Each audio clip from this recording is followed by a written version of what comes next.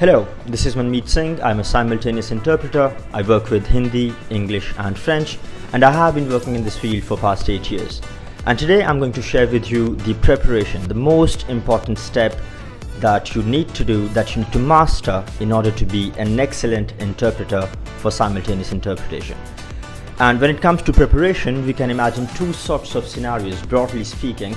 You could have very good clients who provide you with everything that you need. Now that would mean, let's say, the prepared speeches, the agenda, prepared PowerPoint presentations, and even sometimes a prepared glossary. And all you have to do is you need to go through this material, familiarize yourself with the concept, with the terminology, and you're all set, right? But since life is not that easy, and you would of course have many a times clients who do not understand that you as an interpreter need to prepare. So what happens in that case? In that case, you will be provided with an agenda, that's it. And it's your job to figure out the rest. Now, how does that work? So let's say I receive my agenda today and my conference is in 3 days. What I can do is I can go through the agenda, read out about the sessions, who are the speakers, what are their profiles, and what are the themes of the sessions. Now let's say you have a session on artificial intelligence and impact of artificial intelligence on financial security. So what I need to do as an interpreter in this case is that I need to familiarize myself and master all the key concepts of both these sub-themes. That is to say, artificial intelligence and financial security. Now you need to master this not only linguistically but also conceptually. You need to know what is it that is going on in that field. How and why are people talking about it? What are the key questions? What are the important questions to which we are trying to find an answer through this conference?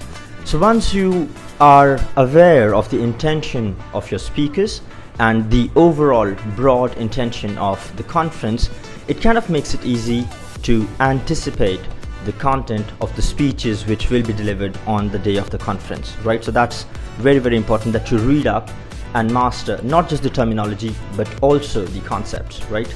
So that's point number one. Point number two is I can go into a conference with all my preparation, but I have a speaker who is speaking in a very thick accent, right? And that usually happens when we have international conferences. So it's not a very uncommon occurrence to have speakers speaking in an unfamiliar accent. So in that case, let's imagine you're doing this for a famous personality. Your job and the strategy you can use is to look up the already existing speeches on YouTube, practice with them, and get used to their accent. And this exercise helps you not only familiarize with their accent, but also to capture the rhythm at which they will be speaking. So that kind of allows you to anticipate on the day of the conference how the speech is going to go, right?